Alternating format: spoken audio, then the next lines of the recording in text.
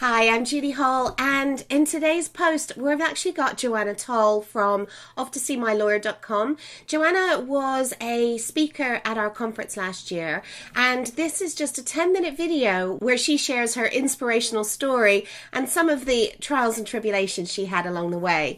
I hope you enjoyed the video, and if you haven't booked on already, please make sure you check out our conference this year on March 8th at the BAFTA headquarters in London. We'd love to see you there, and you can find out more by clicking on the link in the sidebar. Enjoy the video.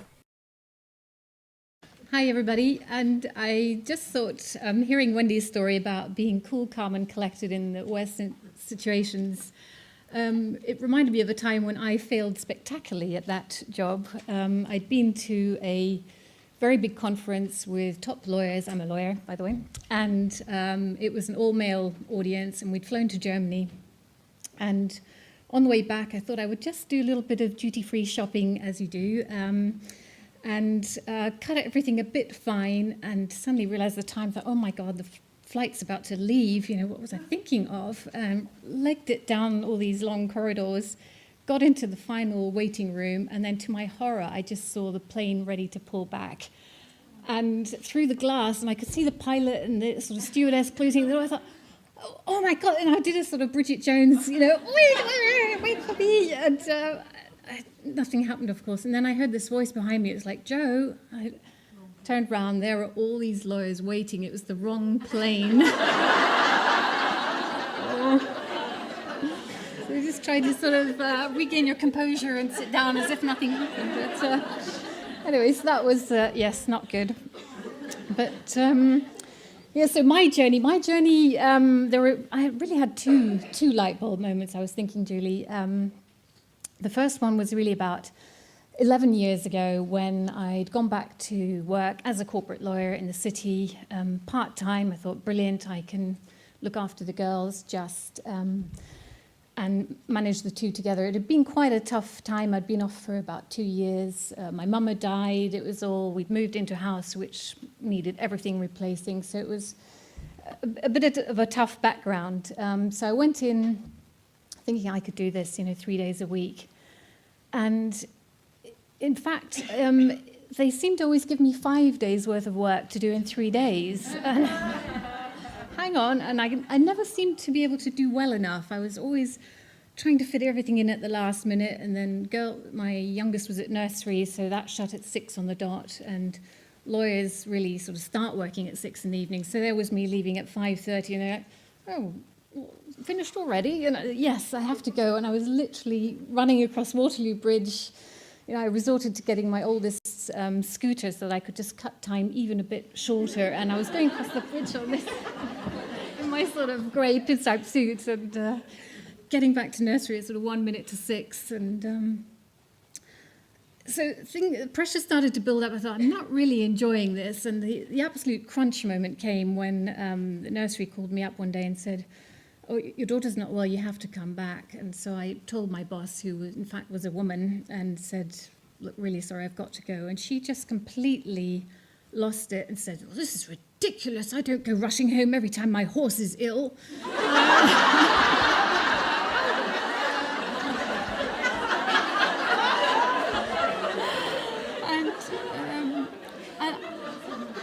I was just, obviously she didn't have children, and then we proceeded to have this sort of stand-up row. I said, oh, this is ridiculous, I've just got to go, and I just completely lost it, and then burst into tears and lost face altogether. And I was thinking that really was one of the moments when I thought, I don't want to be subject to this kind of pressure and stress again.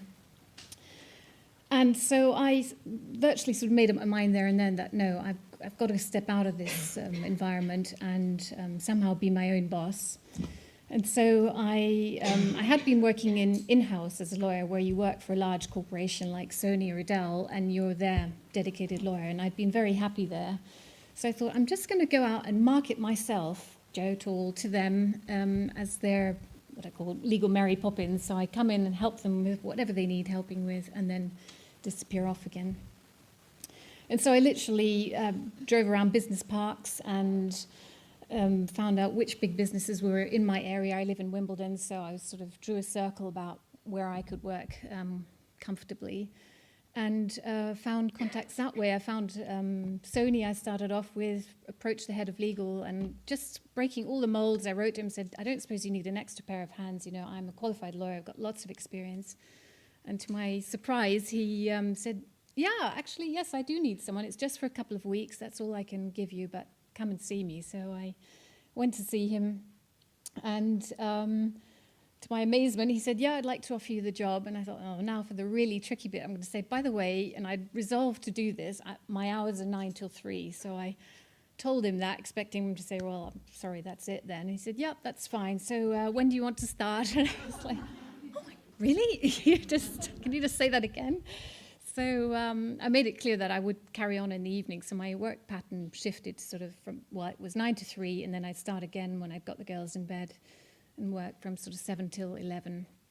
And that worked really well. And the 3 weeks he promised turned into 4 months, and they turned into 8 months, and it just sort of rolled on. And then another big company heard of me, and they employed me. And so I started my own little business of me helping big companies with all their legal work.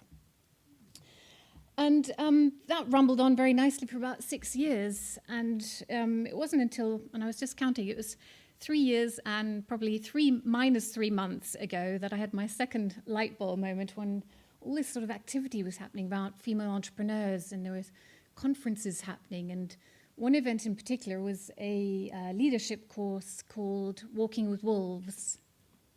And it lasted a whole weekend, and the idea was they were going to teach you about leadership, but following the model of wolves, the animals, the way they organize their packs and the hierarchy.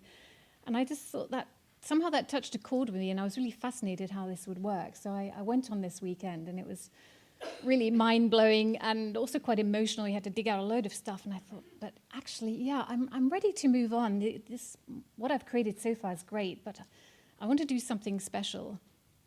And the Every Woman conference came up in March, and I decided, I think I might have a stand there. And actually, I'd like to offer myself as a lawyer to female entrepreneurs, just them. And I thought, hang on, yeah, I'll do that, but I need a new name. And I thought, because my existing one was just designed for corporate lawyers and not for female entrepreneurs. So I came up with the idea of Off to See My Lawyer. And then I thought, well, I need a new logo, and actually I probably need a new website. And I got in touch with Julie and told her what I was up to, and she gave me an absolutely thorough grilling. It was almost like a session with a psychotherapist. 2 hours later, having quizzed me about what I liked, who I am, she came up with a sort of fantastic logo and brand design for me, and did my website. And it's a flying Mary Poppins, because I see myself as a legal Mary Poppins. I've always loved Mary Poppins, but since I was sort of that high, but never actually realized it would become my logo in later life. But it is my flying Mary Poppins. And I then set myself the ambition of exhibiting at the Every Woman conference, which was, say, 3 months to the year.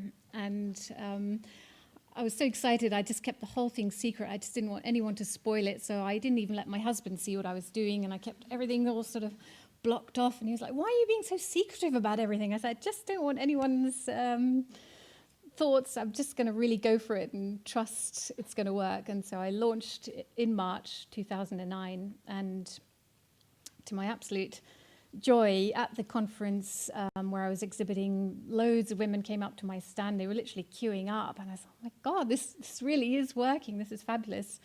And really have never looked back from there. My learning curve has just been incredible, because on top of all the law that I know, I learned about social media, how to manage my website behind the scenes. Julie has given me a thorough grilling and excellent lessons on that front. I've also been managing the finance and making sure that all works. And I hate to admit this, but it was only about a month ago that I actually calculated what my monthly expenses were. Lara will have a fit I can see shock horror. I've always been staying in the green and knowing roughly what I've got to spend. But it was a light bulb moment. Think, oh God, I actually need this month a month to operate profitably. So that was great. Sorry, I just got my little crib sheet, my extra fine small print. Oh yeah, and I'm also learning to HR because now I've got a team of 5 women helping me. They're all in the same situation as you in terms of juggling jobs and their mums. So several of them are corporate lawyers who've left the city and didn't want to go back into that sort of 24-hour job. And so with me, they can work they're all very experienced lawyers, so they can work when they want. Again, they reply to me at all sorts of hours of the day, but they're at home with their family and doing what they want. So it's tremendous to have suddenly a team of 5 working with me. And what I was going to mention, the decision with me now is whether to cut loose from my so-called day job, because I'm still doing 3 full days a week for one of the big corporates. And I see that sort of as my lifeline, and taking the plunge to cut the cord and totally rely on off to see my lawyer, which I'm realizing I love to bits. I love all the different ideas that come through the door. It's just all so exciting. And going into when I do go into the big office, the corporate one, I just think this is so dull. There's just everyone's just sitting there looking at a screen, not talking, and I say I can't do this anymore. But taking that sort of big step and cutting free is what I'm working on right now.